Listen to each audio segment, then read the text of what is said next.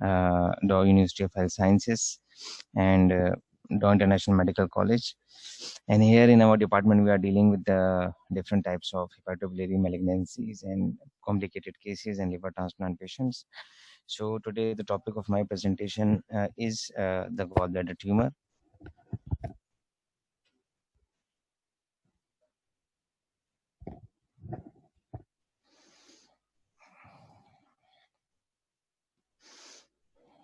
So for the third year students, I think it is important to first of all discuss the basic anatomical structures which are present near the gallbladder.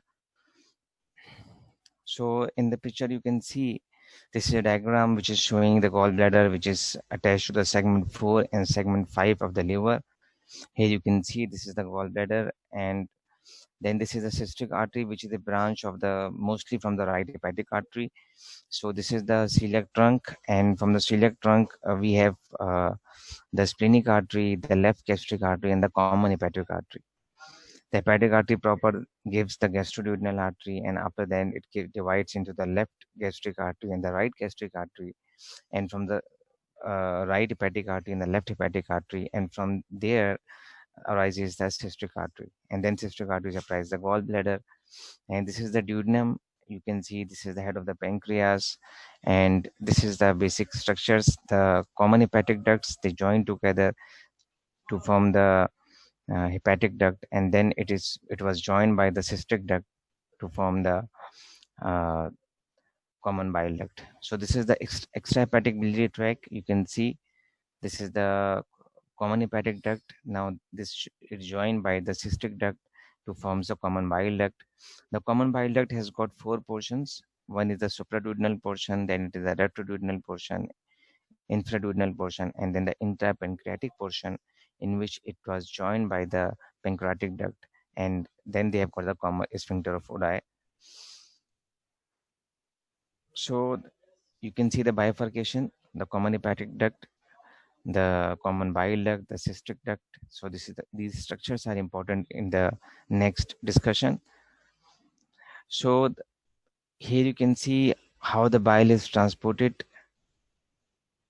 The liver, whole of the liver, the hepatocytes, these hepatocytes secretes the bile, and this bile flow then from the liver, from the smaller ductules, it enters the main ductules, the secondary ductules, and then from the right side, this is the right anterior sectoral pedicle, which drains the segment 5 and 8 of the liver.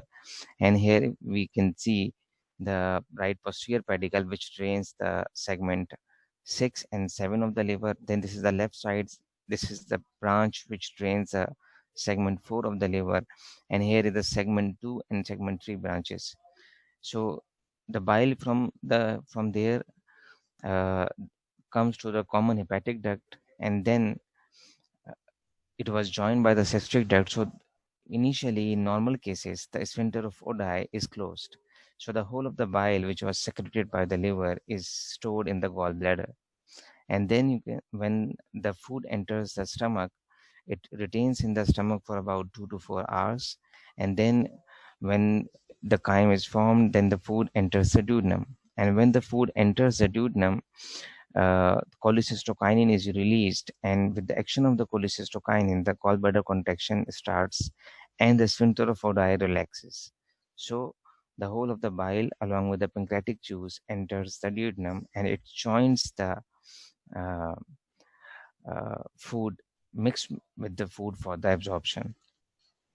So this is the further diagram, how the hepatocytes, they secretes the bile, and then this is the biliary canaliculi.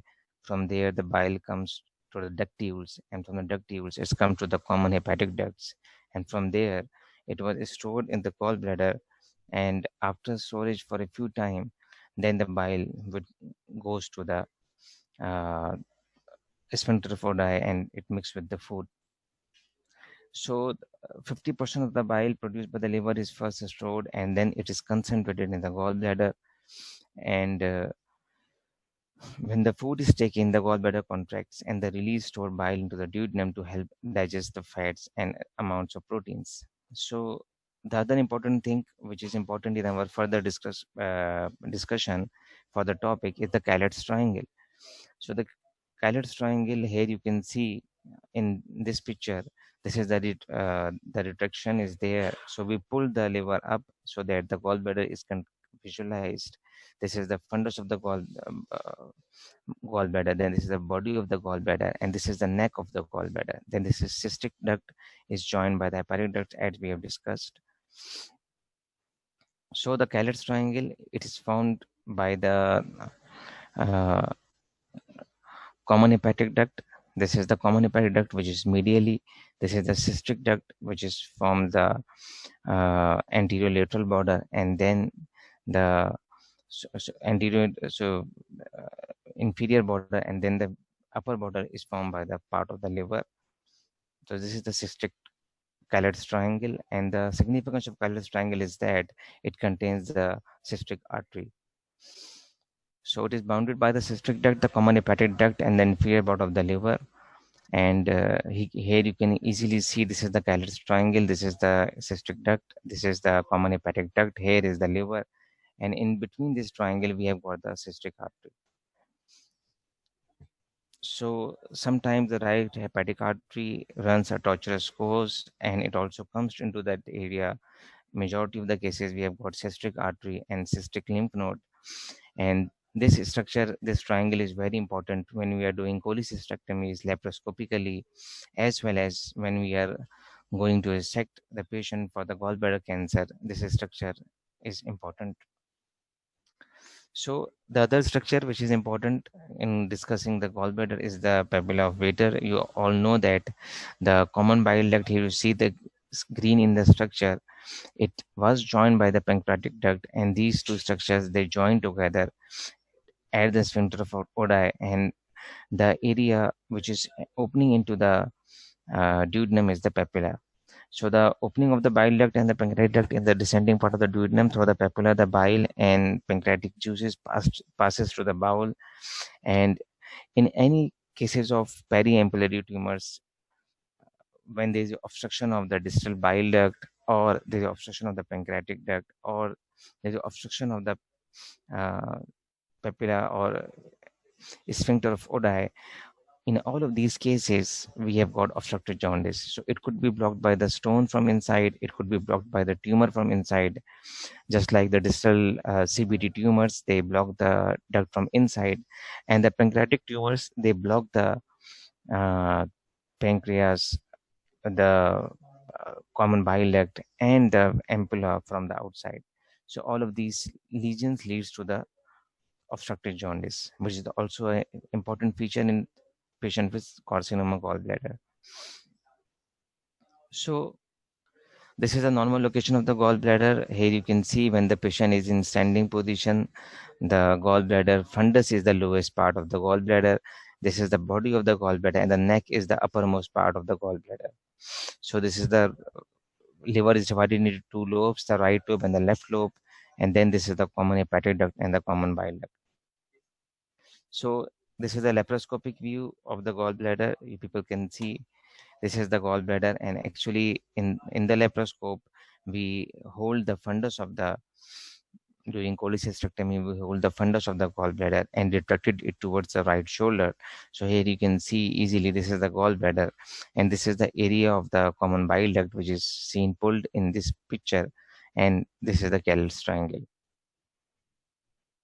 So before discussing the carcinoma gallbladder, I want to discuss some important investigations regarding the uh,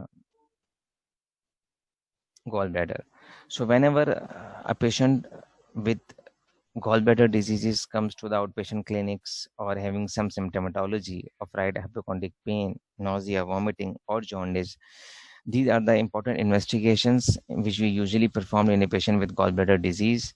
The first is the ultrasound sonography. You people know that the ultrasound is the most easily used modality for the gallbladder disease and the cancers. Then we have got CT scans, magnetic resonance cholangiopancreatography, which is known as MRCP, and we have got endoscopic retrograde cholangiopancreatography, which we call ERCP, and then we have got percutaneous transhepatic cholangiography, which is known as PTC, T-tube cholangiography. We can perform radiograph, but it is not routinely performed nowadays. Previously, for the radioepic gallstones, the radiographs were performed. Then we have got intraoperative cholangiography and the endoscopic ultrasound. So, ultrasound is a fast, real-time, non-invasive, and non-ionizing radiation, cheap and very easily available modality.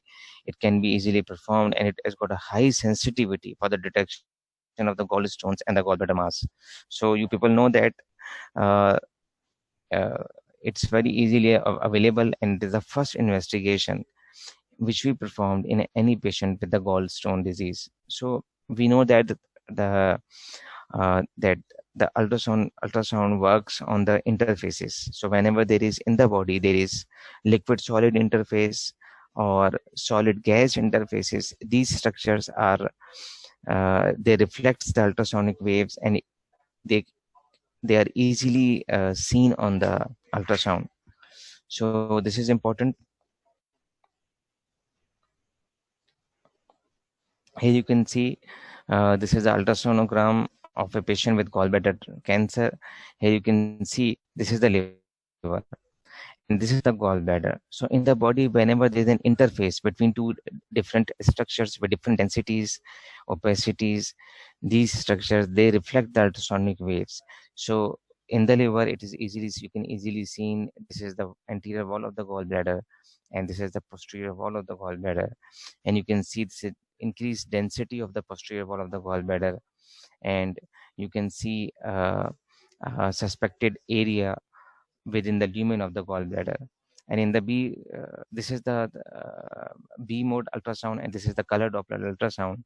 You can see this the vascularity of the structure as well. So if it is stone impacted in the wall of the gallbladder, then there should be no any enhancement on the color Doppler.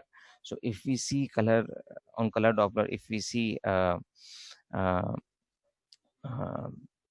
vascularity, it is highly suspicious of malignancy. And the more clear pictures of the same patient, people can see this is the lumen of the gallbladder, and it is dark inside, which is the fluid or the air inside the gallbladder. It is the fluid and clear fluid inside the gallbladder, and you can see this is a clear cut projection into the lumen of the gallbladder. So ultrasound is very highly sensitive. It is easily performed. You can put the ultrasound directly on the over the gallbladder at the right hypochondrium, and you can easily see or clearly see the stones in the gallbladder, and you can easily see the mass in the gallbladder.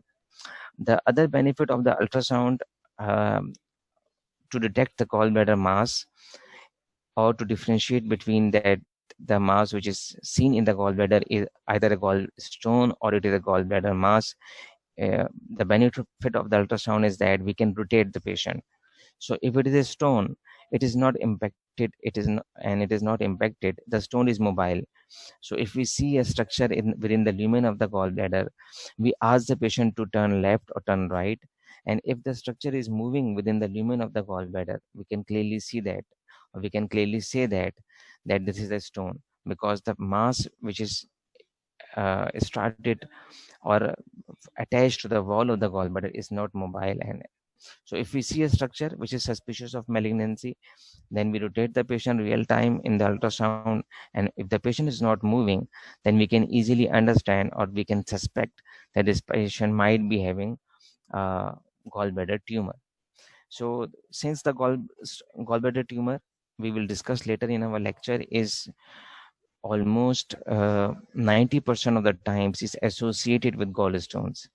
So majority of the patients with the gallbladder tumor does not present like as a gallbladder mass or a tumor. They present like a acute cholecystitis, chronic cholecystitis, inflammation of the gallbladder, or the symptomatic gallstones. And when the patient comes to the outpatient clinic for the ultrasound, usually the gallbladder contains a lot of stones.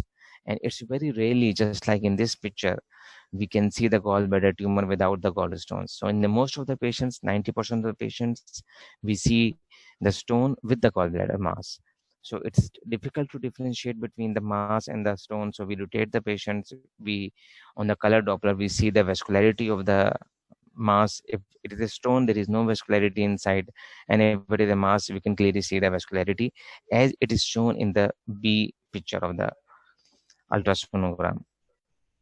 So the other modality is the CT scan. And CT scan, it is a gold standard investigation for the staging of the gallbladder carcinoma, as well as for the diagnosis of the gallbladder carcinoma.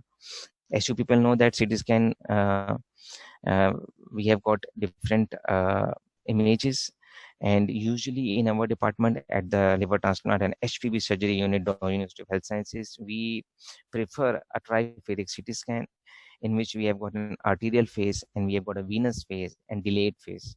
So the arterial phase, we can clearly see the arterial anatomy of the patient. In the venous phase, we can see the veins as well as the enhancement of the disease. And usually the cholangiocarcinoma or the biliary tumors, they show late enhancement on the delayed phase. So we take the delayed phase as well. So this is the patient with suspected mass in the gallbladder, and it was diagnosed on ultrasound. So we plan for the CT scan, and you can see in this picture, that this is the CT scan of the patient, and you can see there is a clear cut. You can see this the contrast is seen in the aorta.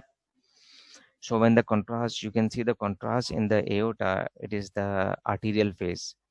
You can also see the both kidneys in this picture, and you can see the contrast, the oral contrast, which you can see is now entering into the small bowel loops. Here you can see this is the uh, uh, right lobe of the liver, and specifically this is the segment 5 of the liver, the lower anterior right part of the liver. This is the fundus of the gallbladder. You can see this is the fundus of the gallbladder. Here it is a distinct margin. This is the colon which is seen in this scan, which is the right hepatic flexure of the colon, which is very close to the gallbladder.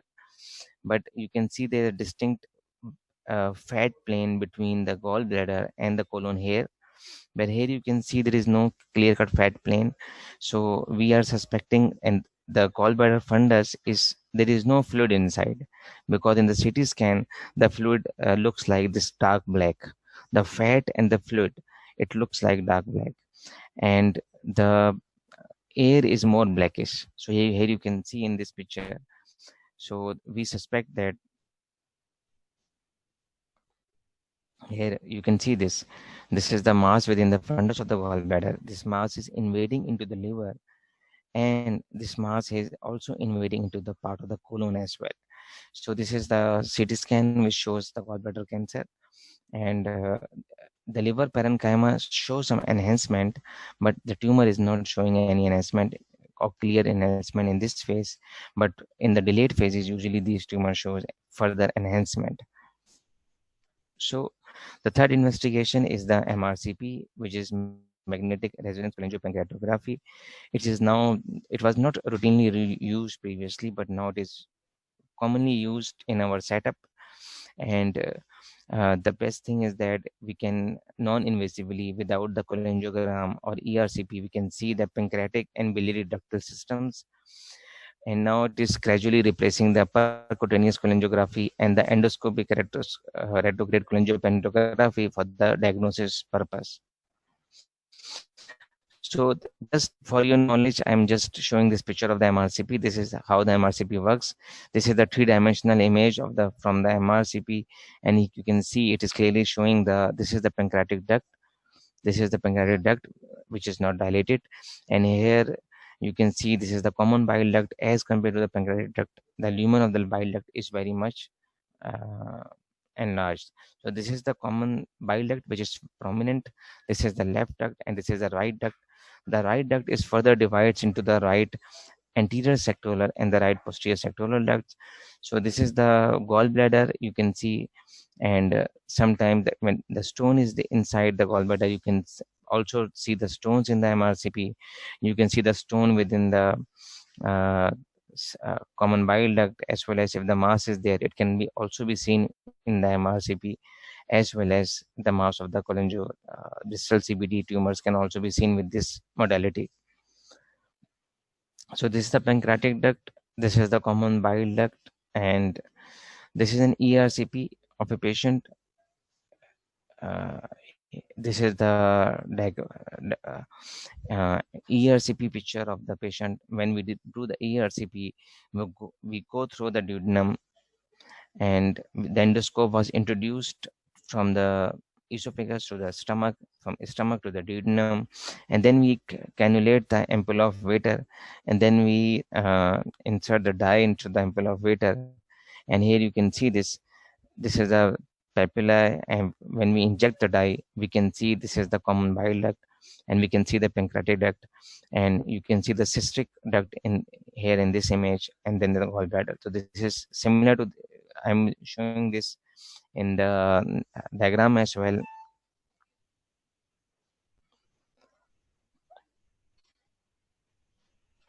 that you can, people can see this, that the duodenoscope is entered into the uh, ampulla of Vater. This is the common bile duct, and you can see the gallbladder, and this is the right hepatic and left hepatic ducts. So this is the picture which is important. It is clearly seen here in this picture.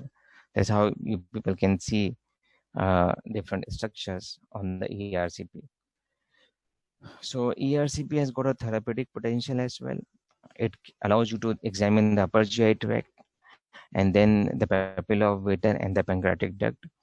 In patients with gallbladder cancer, as you people know that, or we will discuss later in our discussion as well, the gallbladder cancers, when they increase in size, they you see here, this is the gallbladder, and if the tumor is in the gallbladder, it invades the liver, it can invade the duodenum, it can invade the head of the pancreas, and that tumor can also compresses or involve the common bile duct.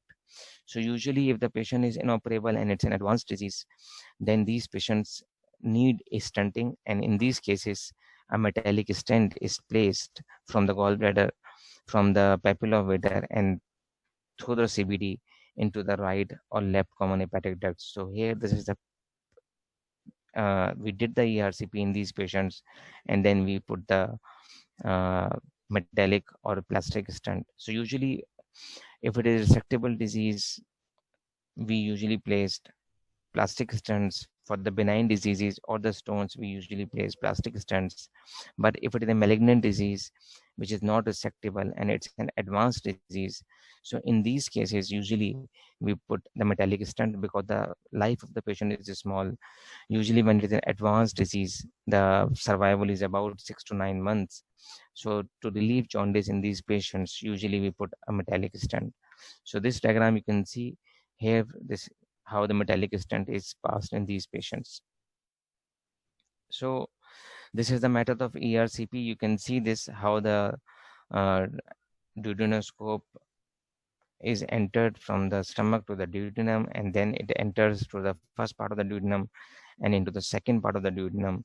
Then we put the uh, cannulate the papilla of Vater. You can see here the this is the distal CBD, and we cannulate the distal CBD, and here you can see this is the metallic stent which is passed into the this is the interpancreatic portion of the CBD. You can see the pancreas here. This is the interpancreatic portion, infraduodenal portion, and through this the whole stent is placed. So here you can see this is a patient with a gallbladder tumor. You can see in the radiograph on the left, this is a gallbladder tumor. This is a patient with presented with abdominal mass and obstructed jaundice. And on investigations, he found to be having a gallbladder tumor, and this tumor is compressing the CBD. And here you people can see this. This is the CBD which is compressing. So this is the coronal image. This is the axial image, and you can see the CBD is compressing. And when we did the ERCP of that patient, this is the duodenoscope. It enters the, we cannulate the papilla of Vater, and here you people can see this is the pancreatic duct, and this is the common bile duct. These are the two branches. And as compared to the pancreatic duct, the common bile duct is very prominent. And here, this is the gallbladder mass, which is compressing the common bile duct. So in these patients, these are the patients, if the disease is not resectable, we have to put a metallic stent through this compression. So the carcinoma of the gallbladder, this is in the picture. You can see usually this is the fundus of the gallbladder, and this is the common position of the origin of the gallbladder cancers. And the liver is very adjacent to the gallbladder cancer, and it is the most important, or you can see the most common site where you can see the invasion of the gallbladder cancer. And here, this is the neck of the gallbladder, and this is the cystic duct margin. So in a patient with the gallbladder cancer, these structures are very much important, because we have to see this, whether the cystic duct margin is free from the tumor or not. So this is one of the operative picture. You can see in the operations, we usually put the Thompson's retractor, so that we can retract the area. This is the right hypochondrium of the patient. It is a fatty patient, and you can see in this radiogram, in this picture, that this is the liver, and this is the gallbladder cancer. You can see in the fundus, this is the tumor actually, which is invading into the liver as well. So this is the gallbladder, as I have shown you before. When the patient is lying down and the liver is not retracted, the fundus is the lowest most portion of the gallbladder. So these are the some basic introduction. Now come to the some basic concept of the gallbladder cancer. Gallbladder cancer is a rare cancer. It is not a very common malignancy, though from the biliary tract malignancy, it is the most common biliary tract cancer.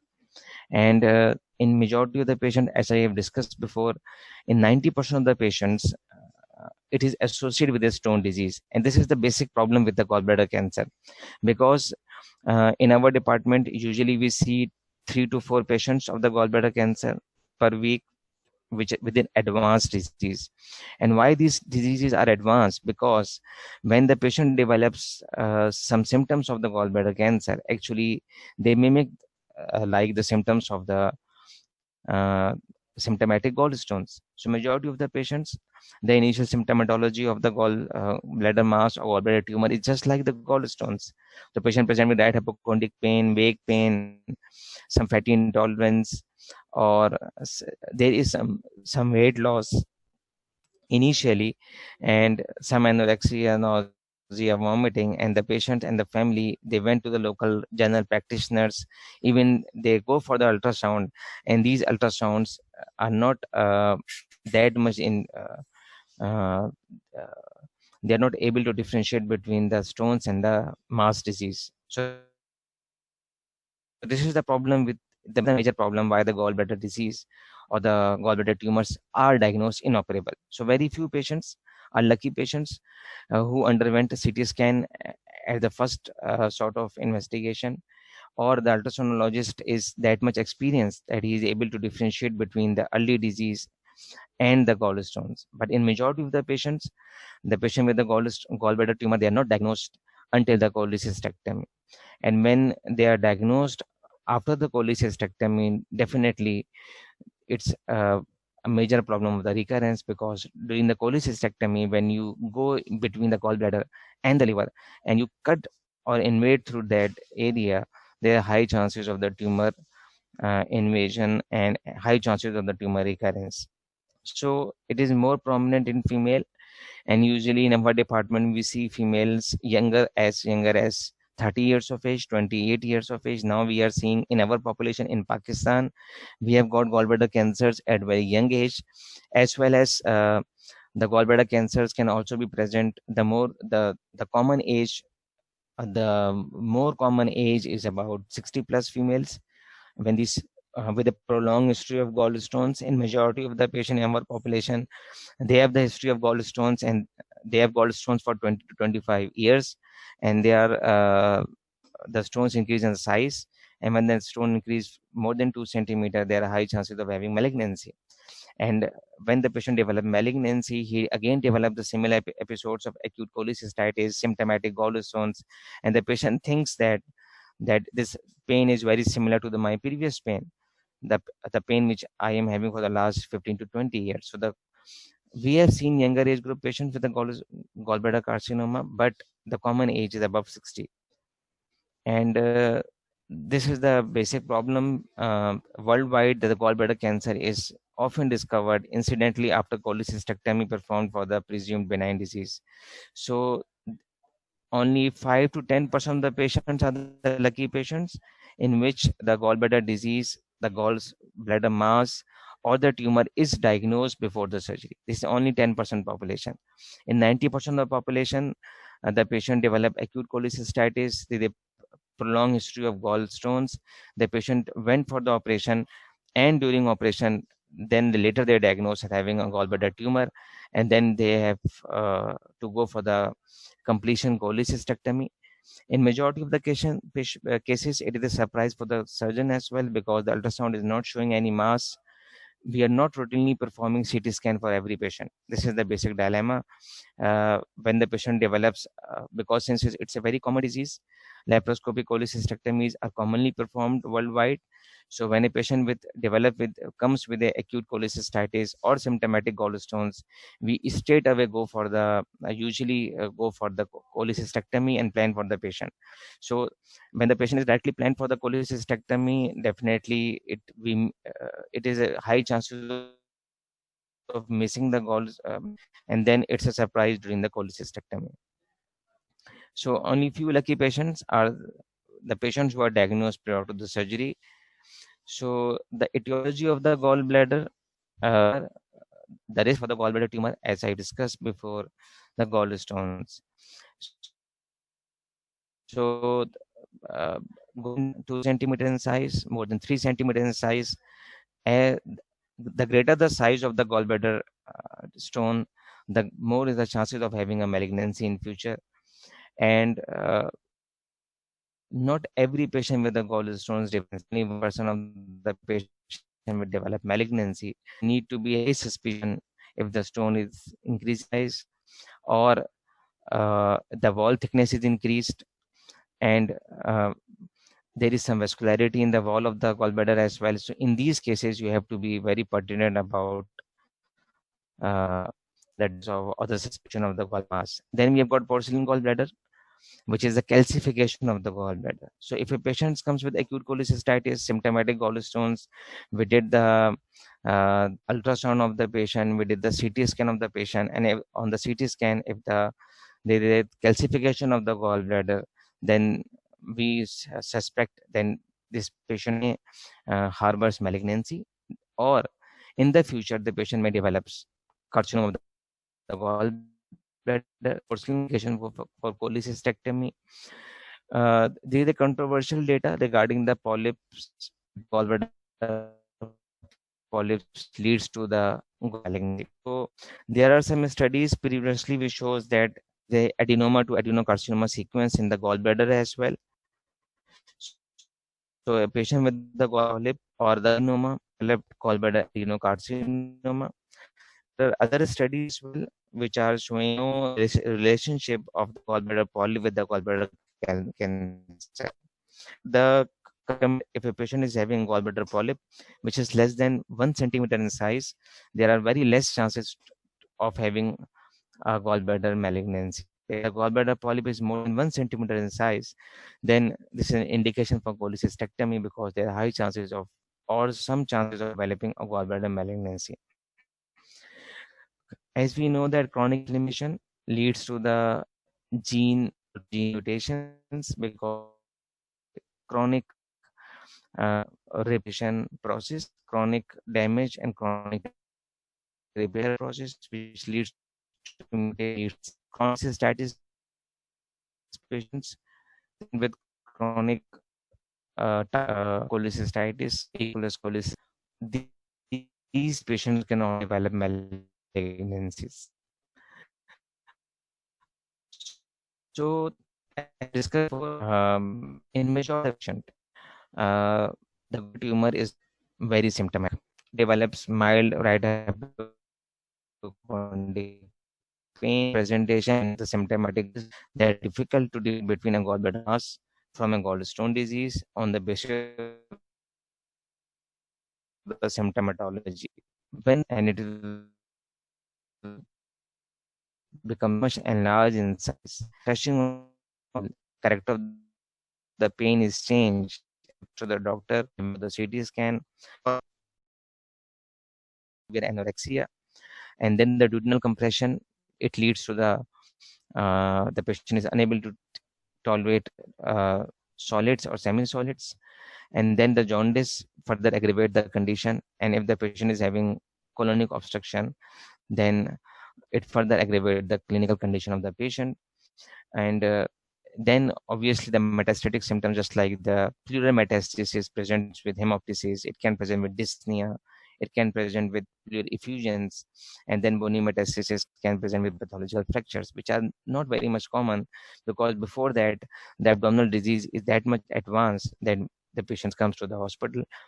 It may lead to the uh, gastrocolic fistulas, choledocolic fistulas, because the gallbladder tumor can erode the colon, and a fistula can be formed. It can lead to, I have operated patients with choledoco duodenal fistulas. So the gallbladder attached to the duodenum and a fistula is formed. These are the patients as well in which we suspect there might be some malignancy. So as we have discussed, as you people know that for the gallstone disease, usually the common investigations are complete blood count, the liver function test, PTINR, UC. These are the basic investigations which we performed. But the specific tumor marker which we performed for the gallbladder cancer is CA 19.9 levels. As I've discussed before, whenever patients with suspected right hypochondric pain and these symptomology comes to you, as a physician or as a surgeon or a general practitioner, the first investigation which we perform is the ultrasound abdomen. And since 90% of the times it is associated with gallstones, so the common diagnosis is the acute cholecystitis or symptomatic gallstones or empyema of the gallbladder. These are the common diagnoses. Very rarely, the ultrasonologist tells us before the surgery that it is a suspected case of gallbladder cancer. In early cases, in advanced cases, definitely it is clearly visible. And then we go for the CT scan chest for the pulmonary metastasis, and routinely triphasic CT scan abdomen to see the cystic artery, to see the portal vein, and to see the whole of the tumor and its extensions.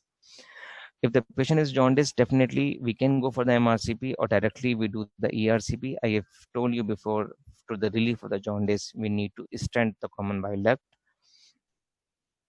So we have discussed in the previously as well, these are the lucky patients which early diagnosed on the ultrasound of having a gallbladder cancer. Here you can see this is very early disease which is involving the mucosa and submucosa. You people can see here, this is the wall of the gallbladder, and this is the mucosa, submucosa part, and this is the serosa is not breached.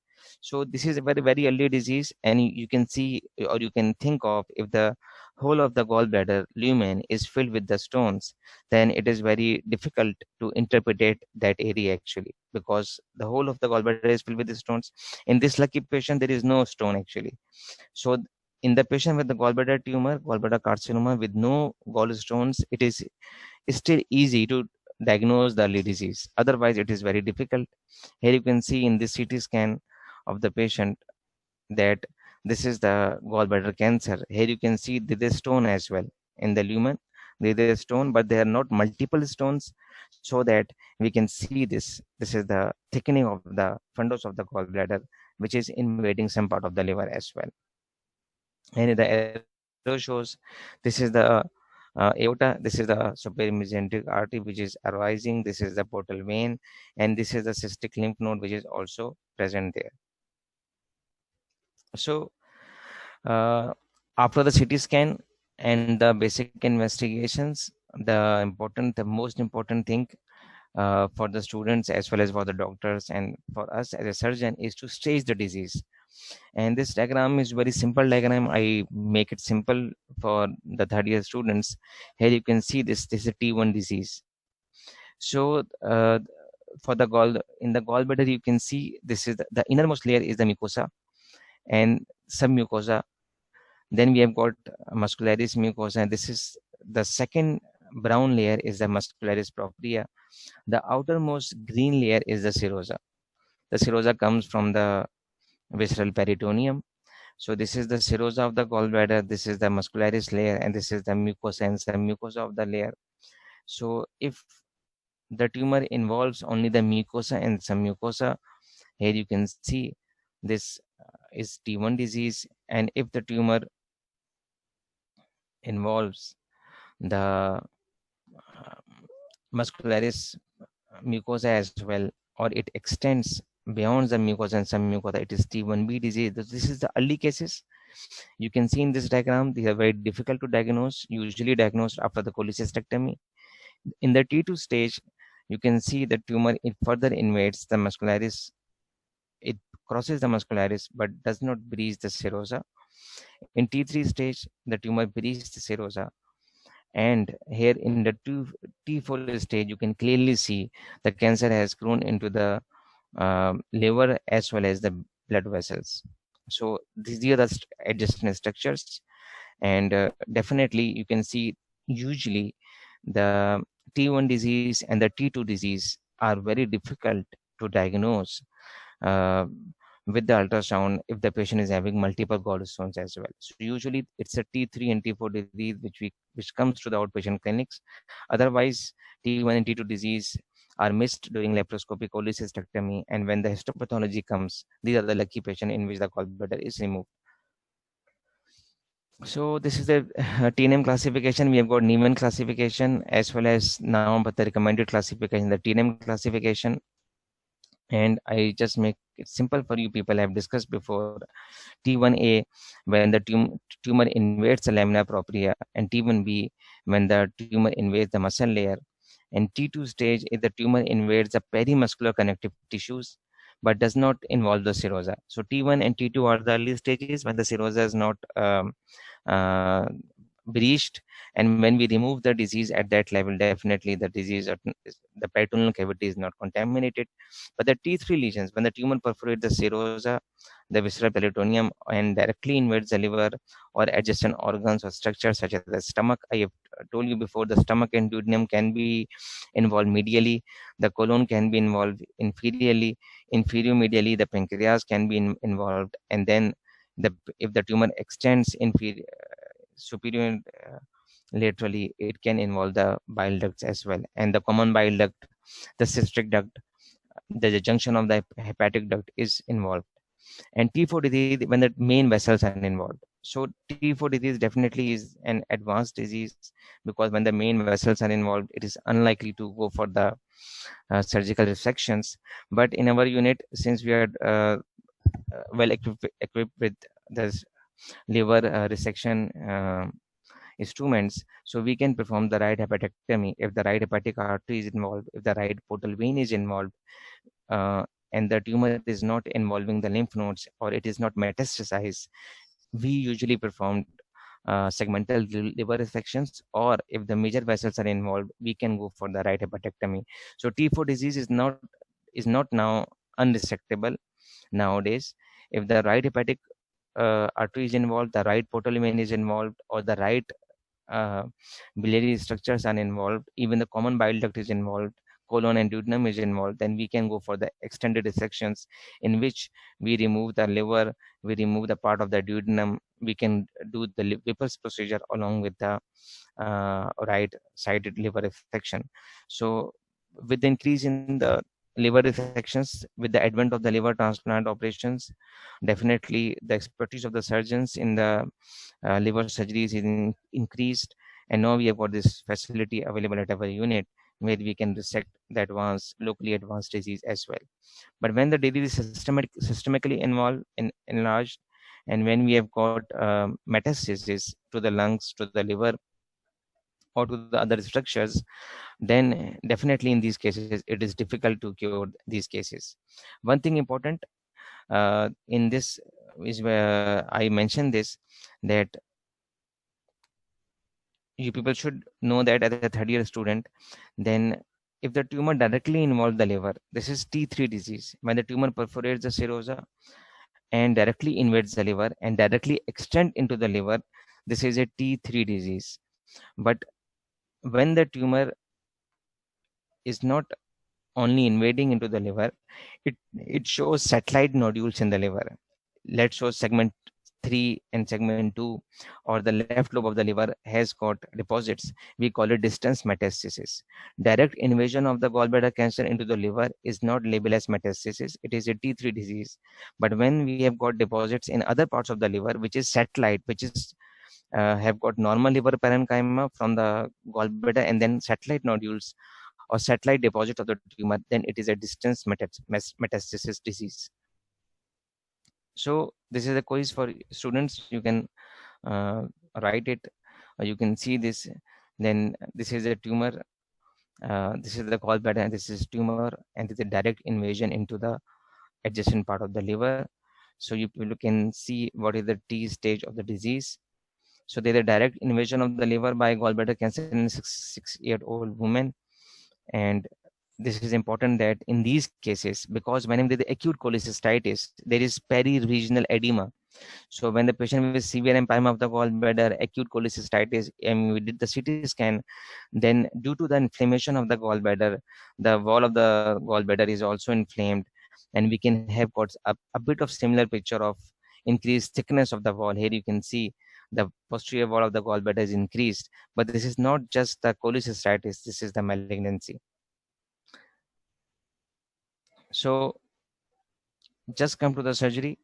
Whenever we have got a T3, T4 disease, the patient is, and gallbladder, any patient with gallbladder cancer, which is diagnosed before the surgery, before the laparoscopic cholecystectomy, of having a malignancy, the patient should be go for the extended cholecystectomy, in which we resect the segment 4 and 5 of the liver, the liver bed, the gallbladder bed. So the liver, the part of the liver which is attached to the gallbladder, it is known as the gallbladder bed or liver bed, and we have to resect that area.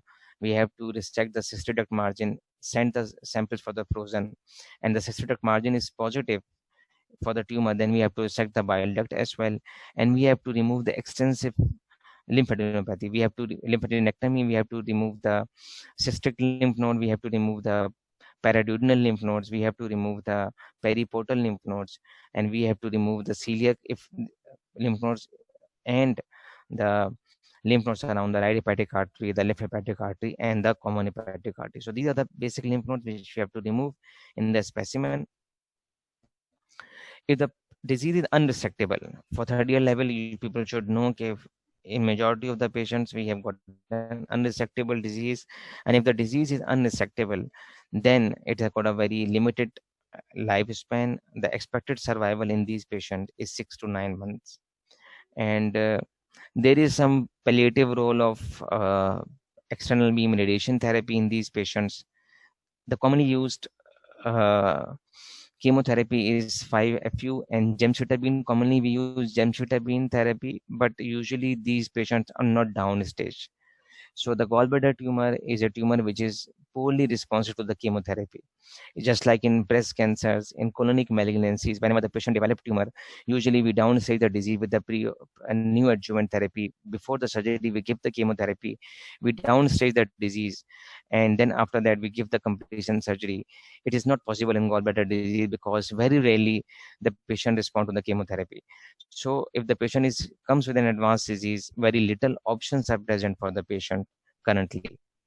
So this picture is enough. I've for the third year level, I've just I want to show you this picture. This is the segment. This is the segment 5 of the liver, and here is the segment 4 of the liver.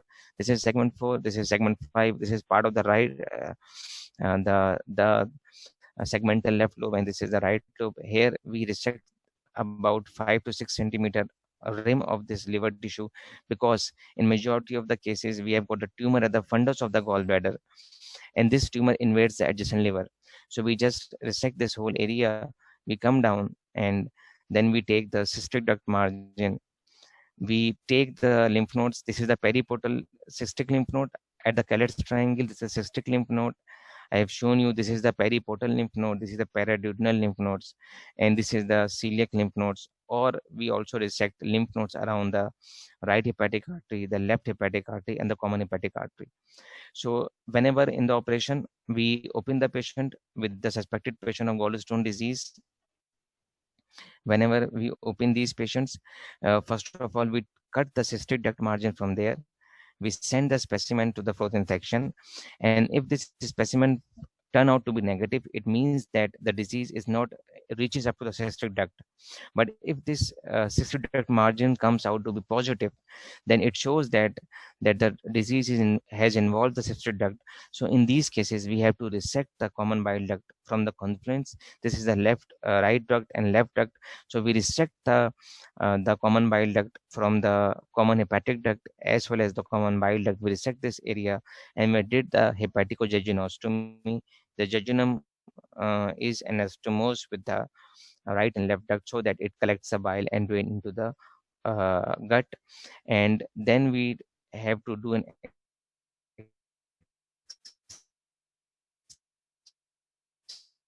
extensive T3 disease or T4 disease. I mentioned if the tumor involved the right hepatic artery, or if it is involved the portal vein. You can see the purple color, the portal vein is there. If the tumor involved the right branch of the portal vein, because the left branch is away, so left hepatic artery, left branch of the portal vein, and left branch of the common hepatic duct is usually spared. So when these tumors grows actually medially, they involve these structures. And you can see here, this is the common right hepatic duct, this is the right hepatic artery, and the branch of portal vein. If these are involved, so in our unit at Dow University of Health Sciences, we perform the right hepatectomy, in which we cut the whole of the right lobe of the liver. And this is what we do for the liver transplant patients as well, in which the donor, we resect whole of the right lobe of the liver. So we usually perform, this is the right hepatectomy, just for your information and knowledge. This is now recommended that you have to go for the, this is the plane of the right hepatectomy. The left lobe is there, and these vessels are spared, and then we resect whole of the right of the liver and send for histopathology. And we have our data shows we have got a good results of these surgeries in patients. So just one more slide for you people. In those cases when the patient is diagnosed as having a gallbladder in the histopathology, so it is usually T1 T2 diseases. When the surgeon just see the gallbladder from outside and remove the gallbladder along with the gallstones, and when the gallbladder is seen in the under the microscope, the liver is the tumor is seen. So T status by pathology, not by the CT scan. If it's the T1A stage, when the tumor only involves the mucosa and submucosa, the lamina propria is not breached. So in these cases, the recommendations are that we have to see the cystic margin. If the cystic margin of the resected specimen is negative, no treatment is advised. But if it is a T1B disease, the tumor involves the lamina propria. If it is a T2 disease, when the tumor involves the muscularis layer. If it is a T3 disease, when the tumor involves the adjacent liver, or it is T4 disease in these patients, or if it is T1 disease but the cystic duct margin which is of the specimen is positive, we have to go for the re-exploration. And now routinely we have seen patients which are sent to us from a different centers of Karachi, because we have a specialized unit which are dealing with the gallbladder malignancies. So we have seen patients who are referred to us from various hospitals for the completion cholecystectomy. So T1B disease, T2 disease, they are resectable. So we just go inside, we remove the the liver bed, we did the extended lymphadenectomy, and we call it radical cholecystectomy or completion cholecystectomy. But if during cholecystectomy it is a T3 disease or T4 disease, and the surgeon missed that during the cholecystectomy, it definitely it cannot be able to remove whole of that gallbladder during cholecystectomy. He did a partial cholecystectomy, just remove the stones and ligate the suture the gallbladder. In these cases, it's an unresectable disease, or if the metastases are there, so usually we give a palliative care. We ask the gastroenterologist to put a metallic stent in the CBD so that the patient is not jaundiced, and if the duodenum is compressed, we can put a duodenal stent. So, any questions regarding the carcinoma gallbladder? I know that this is a bit complicated as for third year, but I tried my best to keep it simple for you people. So any question you can ask, any question.